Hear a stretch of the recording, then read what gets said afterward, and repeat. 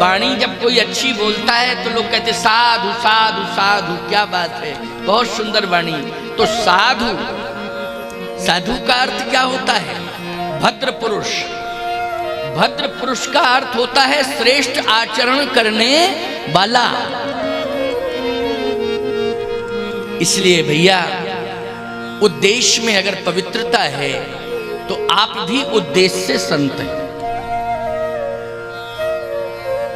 अच्छा कार्य करना चाहिए, अच्छी सोच रखना चाहिए। मंथरा की सोच अच्छी नहीं है, वो दुर्बुद्धि, हमेशा इसी बात को सोचती रहती है कि कैसे अकाज हो। आप लोग सुकाज की सोचते हो, वो अकाज की सोचती। सुंदर काज हो, वो कहती है कि कार्य सुंदर हो ही ना। सुंदर कार्य नहीं होना चाहिए। अगर सुंदर कार्य हो गया तो हमारा जिंदा रहना व्यर्थ है। अगर सुंदर कार्य हो गया तो मुझे तो मर जाना चाहिए।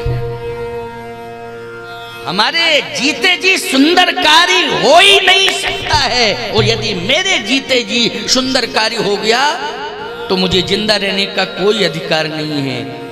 ये कौन सोचता है? जो असंत होता है वो सोचता है। इसलिए वो एड़ी चोटी का पसीना ये कर देता है कि मैं अच्छा काम होने ही नहीं दूंगा। चाहे जितनी कोई ताकत लगा ले, मैं अच्छा काम नहीं होने दूंगा। यह है असंत।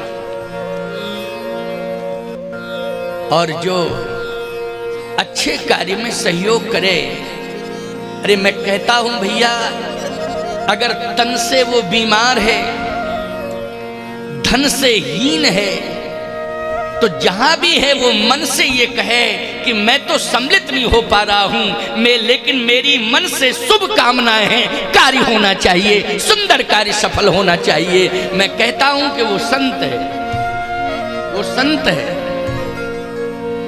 इसलिए सोच अच्छी होना चाहिए।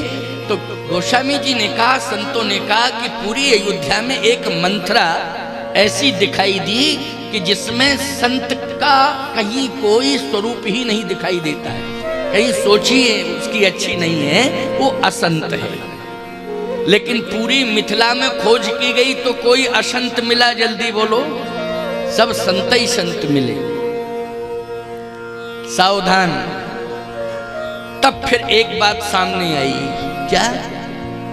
कि नहीं नहीं नहीं, मंथरा असंत तो है, लेकिन अयोध्या की नहीं है, ये तो कश्मीर से आई।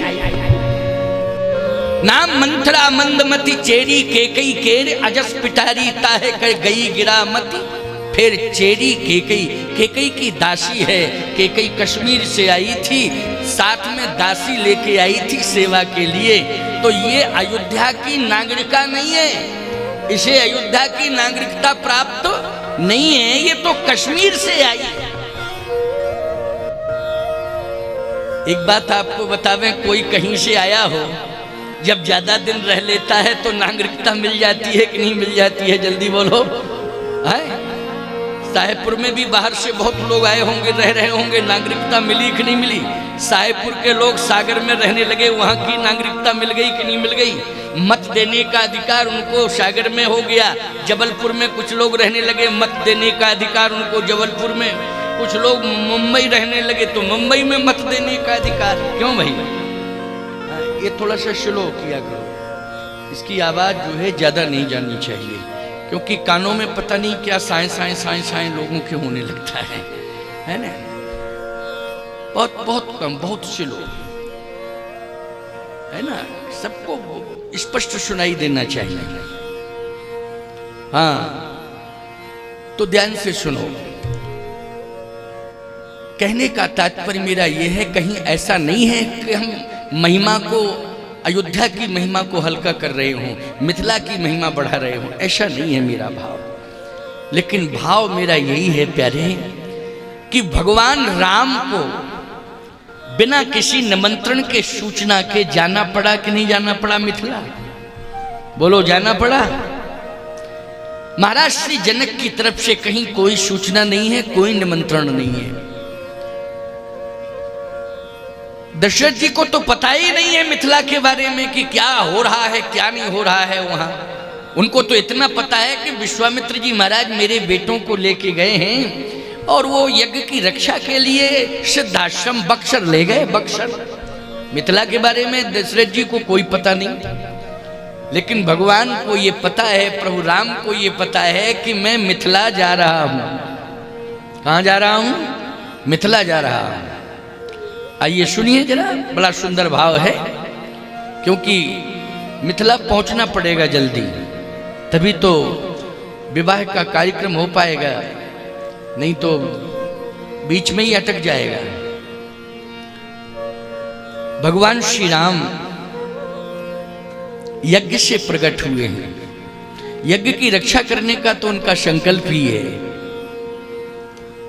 यज्ञ की रक्षा तो अयोध्या से भी हो सकती थी, लेकिन नहीं, मिथिला जाना ही पड़ेगा, क्योंकि होमात्मक यज्ञ, होम यज्ञ तो अयोध्या से पूर्ण हो सकता था बक्सर सिद्धाश्रम का, लेकिन धनुष यज्ञ नहीं हो सकता था पूर्ण। धनुष यज्ञ के लिए तो मिथिला जाना ही पड़ता है।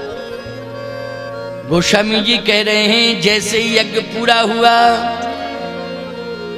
तो एक ऐसी अर्धाली रामायण की चौपाई आई कि आप सुनेंगे तो आप अर्थ अपने आप निकाल लेंगे, हमें ज्यादा कहने की जरूरत नहीं पड़ेगी।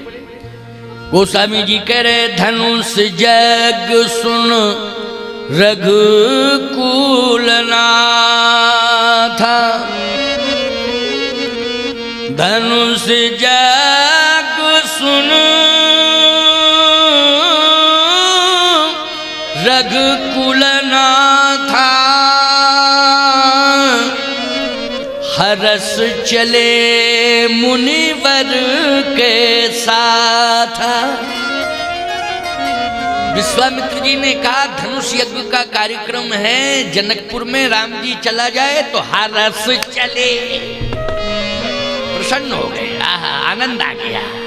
क्यों भाई? आनंद आ गया, प्रसन्न हो गए, क्योंकि मन का काम, मन की बात, धनुष यज्ञ में तो जाना ही पड़ेगा। लेकिन एक बात और सुन लीजिए, यहां धनुष यज्ञ शब्द, धनुष यज्ञ का अर्थ है कि जो धनुष को तोड़ेगा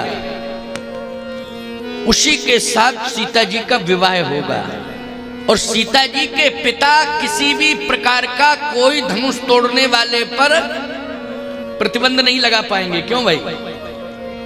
वैसे तो नियम ये है भैया कि बेटी के विवाह में अवस्था पर विचार किया जाता है। जैसे 18 साल की आपकी बेटी है तो आप ज्यादा से ज्यादा साल, 2 साल, 3 साल बढ़ा हो बर। क्यों?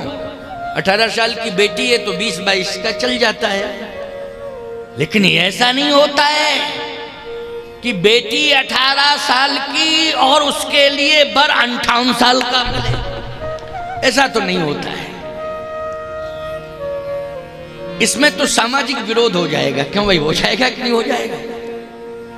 और इतना विरोध हो जाएगा कि लोग ये कह सकते हैं कि भले ही बेटी तुम्हारी है, लेकिन बेटी केवल एक बेटी पर एक बाप का ही अधिकार नहीं होता है। जिस घर में बेटी का जन्म होता है वो घर जिस गांव में होता है, भले ही किसी घर में बेटी का जन्म हो, लेकिन जन्म के बाद वो घर घर की बेटी हो जाती है। सभी मानते हमारी बेटी, हमारी बेटी, हमारी बेटी। बोलो ये भाव बन जाता है कि नहीं बन जाता है? किसी भी जात की बेटी हो, भले ही बाप मजदूरी करता हो,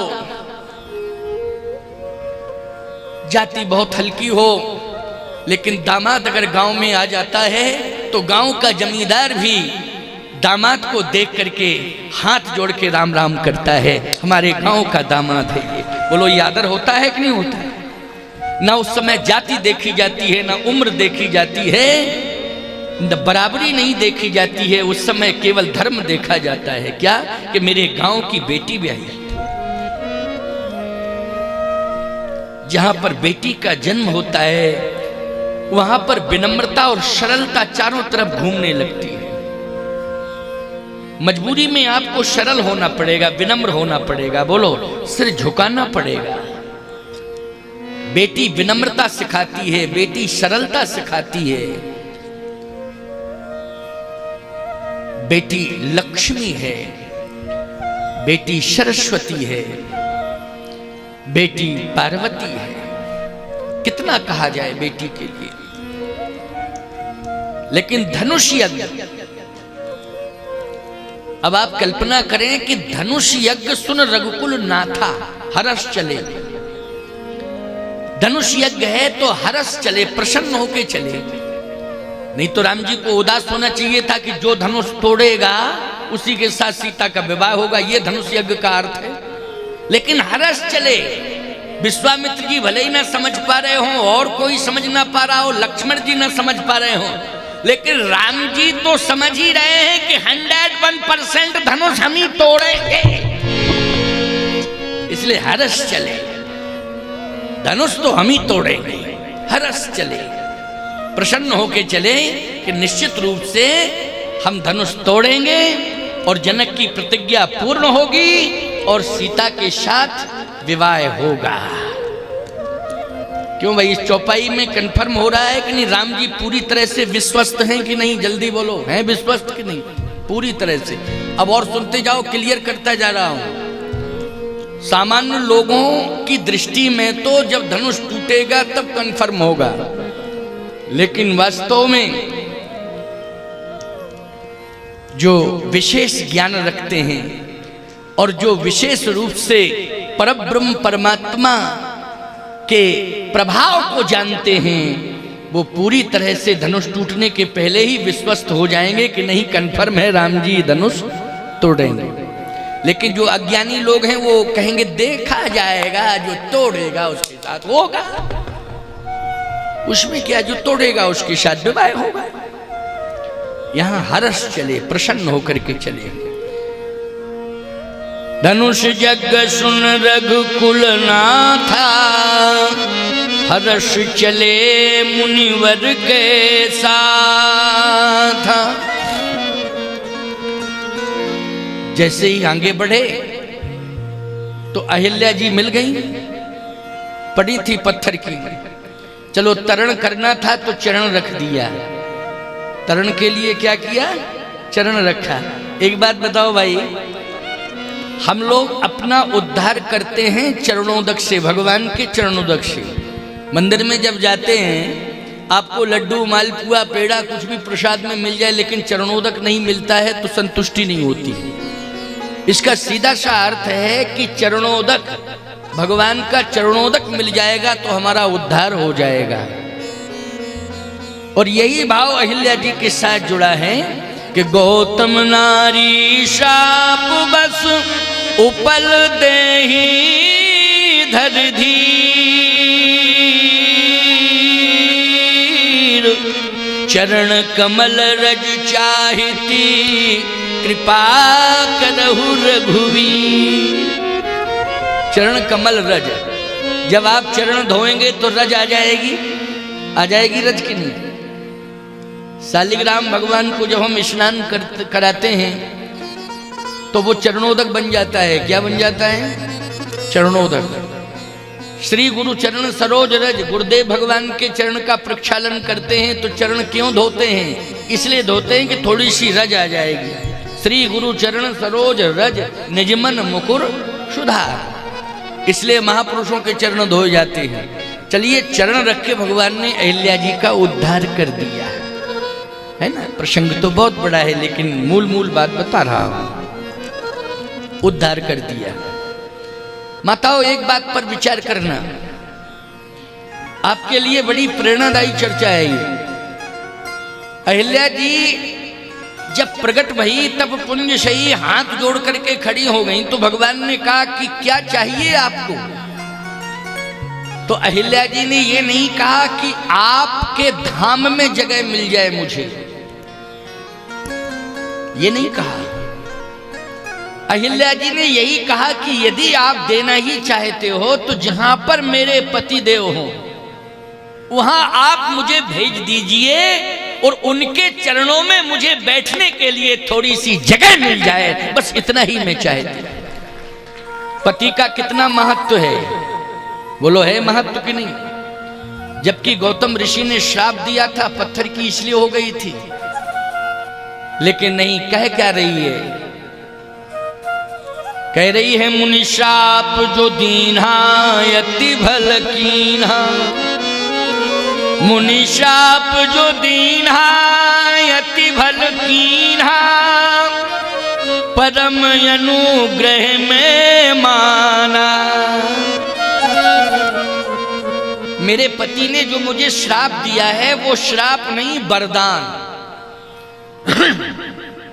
वरदान कैसे? अहिल्या जी ने कहा अगर मेरा पति मुझे श्राप नहीं देता तो मुझे भगवान का दर्शन कैसे होता? इसलिए मेरे पति के कारण ही मुझे भगवान मिला है, इसलिए मैं पति के चरणों में ही अपना जीवन समर्पित करना चाहती हूँ। पति की सेवा करके ही परमात्मा को प्राप्त किया जा सकता है, लेकिन पति खरदूषण ना हो, इस बात का ध्यान रखा जाए। हाँ, पति जगतपति से जुड़ा हो, जगतपति से जुड़ो। अपना कल्याण करना चाहते हो तो जगतपति से जुड़ो, भगवान से जुड़ो। संसार की ऐसी ऐसी वस्तुओं से तुम जुड़ जाते हो प्यारे, ऐसे ऐसे पदार्थों से जुड़ जाते हो कि उस पदार्थ को पशु भी स्वीकार नहीं करता है, उसे तुम स्वीकार करते हो। जैसे प्रमाण दे रहा हूं, बुरा लग जाए तो खूब लग जाए, कोई हमें चुनाव लड़ना है कि वोट लेना तुमसे, हम तो चले जाएंगे। यहाँ 12 तारीख को यहाँ से चले जाएंगे इटावा, 13 तारीख से इटावा में प्रवचन है, लेकिन सही बात हम कहेंगे, जगतपति से जुड़ो। और जुड़ करके पीना क्या है? पेयम पेयम श्रवण पुटके राम नामाभिरामम, राम नामामृत पियो। जगतपति से जुड़ोगे तो राम नामामृत पीने को मिलेगा, चरणामृत पीने को मिलेगा। बोलो मिलेगा? चरणामृत मिलेगा, राम नामामृत मिलेगा। बोलो दो अमृत मिलेंगे कि नहीं? किससे? जगतपति से। और यदि जगत से जुड़ोगे तो जगत जाने क्या क्या नहीं पिलाएगा, और लोग पीते भी हैं, और फिर ऐसा पीते हैं कि कहते हैं कि पूरा साहेबपुर घूम रहा है, हिल रहा है साहेबपुर, पी के खुद ही हिलता है और कहता साहेबपुर हिल रहा है। देखो क्यों, यही कंडीशन होती कि नहीं होती? क्या पी रहे हो ये पता नहीं चल रहा है, तुम क्या जहर पी रहे हो? बोलो भाई, खबरदार, सावधान। पीने के लिए पेयम पेयम श्रवण पुटके राम नामाभिरामम, पियो पियो पियो राम नामामृत पियो, पियो पियो भगवान का चरणामृत पियो, उद्धार हो जाएगा, कल्याण हो जाएगा। ये क्या पी रहे हो? इतने अज्ञानी हो गए हो कि पशु भी नहीं पीता है तो तुम क्यों पी रहे हो? मैं एक बात आपको बताऊं, पशुओं में सबसे ज्यादा अज्ञानी माना जाता है गधा, उसका नाम ही है गधा। अच्छा, बेवकूफ को गधा ही कहा जाता है, क्यों? मानव संस्कृति में अगर कोई पैदा हुआ और अज्ञानी है तो क्या कहते हैं लोग? जल्दी बोलो, कौन सी संज्ञा से जोड़ते हैं? हाँ, गधा कहते हैं कि नहीं? अरे ये कुछ नहीं जानता, मूर्ख है, गधा। अच्छा जी, शराब को जरा गधे के सामने ले जाना, शराब को गधे के सामने ले जाना और कहना पियो, हम स्वागत करने आए हैं तुम्हारा। लो तो गधा एक बूंद नहीं पिएगा। बोलो पिएगा क्या एक बूंद? जल्दी बता दो। चलो अभी तुम 3 दिन रुकेंगे, जरा बताना, उदाहरण देना। गधे को पकड़ के लाओ, लाना गधे को पकड़ के ग्राउंड में लाओ, और बगलई में तो है इंतजाम, कोई ज्यादा दूर थोड़ी है, बहुत ज्यादा दूर नहीं है, केवल पर्दा लगा है खाली। समझ गए हो कि नहीं? याद रखना, ओरिजिनल गधा नहीं पिएगा, लेकिन डुप्लीकेट गधे बचने ही नहीं देंगे, सब पी जाएंगे। डुप्लीकेट गधे सब पी जाएंगे, बचने नहीं देंगे। लेकिन ओरिजिनल गधा को एक बूंद नहीं पिला सकते हो। अनुभव कर लेना, प्रैक्टिकल कर लेना। तो सीधी सी बात यह है कि पीने के लिए दो ही हैं, राम नामामृत और भगवान का चरणामृत। बोलो है कि नहीं? ये पीने के लिए है, इससे उद्धार होगा। तो आज गौतम ऋषि क्या करते थे? गौतम ऋषि भगवान का चरणामृत पीते थे। गौतम ऋषि राम नामामृत पीते थे। इतने बड़े तपस्वी थे। आज उस तपस्वी पति की याद कर रही है अहिल्या। बोलो कर रही है कि? इसलिए अगर तुम्हें पति वाला पद मिला है तो अपने आप को तुम जगतपति से जोड़ दो। किससे जोड़ दो? जगतपति से जोड़ दो।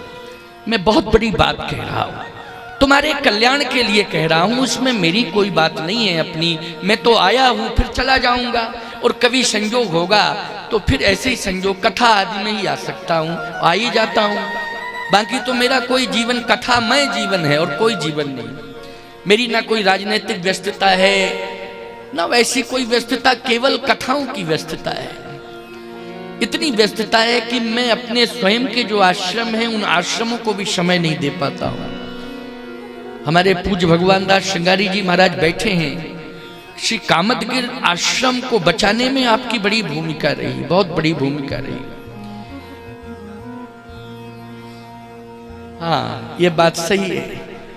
और देखो, याद दिला दिया, जब कामदगिर आश्रम के ऊपर अतिक्रमणकारियों ने अतिक्रमण करने की कोशिश की तो आपने आगे आकर के कामदगिर की मर्यादा को बचाने में बहुत बड़ा योगदान दिया। और हमारे परम श्रद्धेय पूज्य स्वामी श्री राम बालक दास जी महाराज बैठे हैं। जब देव श्री देव रमन जानकी जू के ऊपर भी अतिक्रमणकारियों ने अतिक्रमण करने की कोशिश की, उस समय भी आप आगे आ गए और आश्रम को सुरक्षित कर दिया। बहुत बड़ी भूमिका। इसके लिए अपमान भी सहना पड़ता है। जाने कितने लोग गालियां देते हैं, क्या करते हैं, क्या नहीं करते हैं, आए बाएं शाएं बकते हैं। बकते रहो। और उस समय जब ऐसी समस्या आई थी तो मैं 1 घंटे के लिए साहेबपुर में आया था। चौक में एक सभा हुई थी, मैं किसी कार्यक्रम को छोड़ के ही आया था। आपका फोन पहुंचा, ऐसी परिस्थिति है, आना है, तो मैंने कहा मैं अवश्य आऊंगा। तो आश्रमों के निमित्त, कथाओं के निमित्त ही मेरी व्यस्तता है, अपनी कोई निजी मेरी जिंदगी नहीं है। भगवान के लिए समर्पित हूं। तो कहने का तात्पर्य हित की बात कर रहा हूं। सुर सरिसम सब कर हित होई, गंगा के समान सबका कल्याण हो। जैसे गंगा सबका कल्याण करती हैं, समान रूप से गंगा कल्याण करती हैं। बोलो करती हैं कि नहीं करती हैं? गंगा जी में कोई कचरा भी डालता है, कूड़ा भी डालता है, लेकिन स्नान अगर करता है तो स्नान का फल उसे मिलता है, गंगा जी देती है। वैसे ही संत का जीवन है। यदि कोई गालियां भी बकता है, कुछ कहता है, तो संत सहता है, लेकिन अपना परम पवित्र कार्य करता है और जो सनातन शाश्वत परंपरा है उसको अक्षुण्ण करता है। ये उसका संकल्प होता है कि हमारी परंपरा नष्ट नहीं होनी चाहिए, हमारी परंपरा अक्षुण्ण होनी चाहिए। इसके लिए मुझे कुछ भी सहना पड़े, करना पड़े। तो आप लोगों को भी चाहिए कि आप जगतपति से जुड़ जाएं। जगतपति से जुड़ोगे तो राम नामामृत पी करके और चरणामृत पी करके ही जगतपति से जुड़ा जा सकता है। ये विषयामृत पी रहे हो, ये न जाने किस किस प्रकार का मादक पेय पी रहे हो, इससे तुम्हारा शरीर भी नष्ट हो रहा है और सम्मान भी जा रहा है। बोलो, दोनों क्षति हो रही, दोनों प्रकार की। शरीर भी जा रहा है, रोगों की चपेट में आ रहे हो, और सम्मान भी जा रहा है।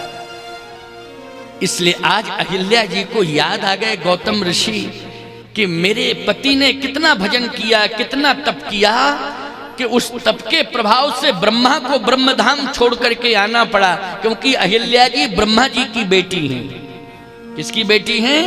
ब्रह्मा की बेटी हैं। तो ब्रह्मा को ब्रह्मधाम छोड़ करके जंगल में एक कुटी के अंदर रहने वाले योगी तपस्वी महात्मा गौतम ऋषि के पास आना पड़ा। बोलो, आना पड़ा कि नहीं आना पड़ा? मैं इसलिए तो कह रहा था आपसे कि चाहे जितना प्रभावशाली क्यों ना हो व्यक्ति, बेटी का बाप, लेकिन उसे आना पड़ेगा। कहाँ आना पड़ेगा? अगर कहीं कोई लायक व्यक्ति है, चरित्रवान है, योगी है, तपस्वी है, जिसका चरित्र श्रेष्ठ है, बोलो उसके पास आना पड़ेगा कि नहीं आना पड़ेगा? चाहे जितना बड़ा संपन्न क्यों ना हो, किसी बेटी के बाप को आना ही पड़ेगा निश्चित रूप से। ब्रह्मा को आना पड़ा कि नहीं गौतम के यहाँ, और विवाह कर दिया। अहिल्या जी यही तो कह रही है, इतना तपस्वी पति मिला लेकिन भूल मुझसे हुई है, इसलिए श्राप भी दिया है, लेकिन धन्य है मेरा पति कि वो श्राप मेरे लिए वरदान बन गया और भगवान से मैं जुड़ गई हूँ, भगवान का दर्शन कर रही हूँ, इसलिए मुझे वहीं भेजो जहां पर मेरा पति हो। भगवान ने कहा ये मस्त ऐसा ही होगा। जो अति मन भावा सो पर पावा, गई पति लोक आनंद भरी। अस प्रभु दीना बंधु हरि, कारण रहित दयाल। अस प्रभु दीन बंधु हरि, कारण रहित दयाल।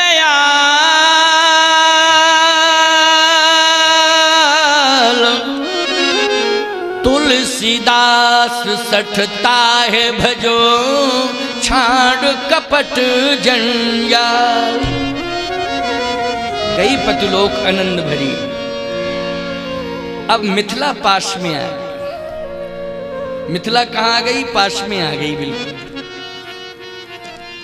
मैं एक बात कहता हूं, बुद्धि हमारी जड़ हो जाती है तो निश्चित रूप से हम अस्तित्वहीन हो जाते हैं। बुद्धि में अगर जड़ता आ जाती है तो हमारा प्रभाव खत्म। लेकिन भगवान का चरणोदक अगर मिल जावे तो चैतन्यता आ जाती है बुद्धि में, और चैतन्यता आ जाती है तो ईमानदारी से बताओ भगवान भी मिल जाते हैं और बिगड़े काम भी बन जाते हैं। बन जाते हैं नहीं? बन गए बिगड़े काम सब। पति देव भी मिल गए अहिल्या जी को। भगवान जो है आगे जैसे बढ़े तो मिथिला धाम, मिथिलापुरी आ गई। विश्वामित्र जी ने कहा राम ये मिथिलापुरी है, इसी मिथिलापुरी में धनुष यज्ञ का आयोजन है। भगवान ने कहा अच्छा अच्छा, धनुष यज्ञ यहीं हो रहा है? हाँ यहीं हो रहा है। धनुष यज्ञ के आयोजक कौन है? अब भगवान तो जानते हैं सब, लेकिन पूछ आयोजक कौन है? महाराज श्री जनक। अच्छा अच्छा अच्छा अच्छा, जनक जी हैं। धनुष यज्ञ क्यों हो रहा है? कारण क्या है? धनुष यज्ञ हो रहा है, जनक जी की बेटी है सीता, उनका विवाह होना है। तो विवाह में ये धनुष माध्यम बन गया और इस धनुष यज्ञ का प्रोग्राम सुनिश्चित हो गया। भगवान राम ने कहा गुरुदेव एक बात बताओ, विवाह तो बहुत हुए हैं लेकिन विवाह में धनुष टूटने की बात नहीं आती है, लेकिन यहाँ मिथिला में क्यों आई? क्योंकि विवाह का संबंध है अवस्था से और व्यवस्था से। क्यों है कि नहीं? विवाह का संबंध बल से नहीं है, बल का प्रदर्शन नहीं होता है विवाह में।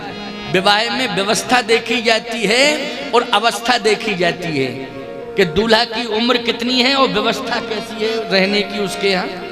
लेकिन यहाँ तो बल की प्राथमिकता है। हाँ बोले है तो बल की प्राथमिकता।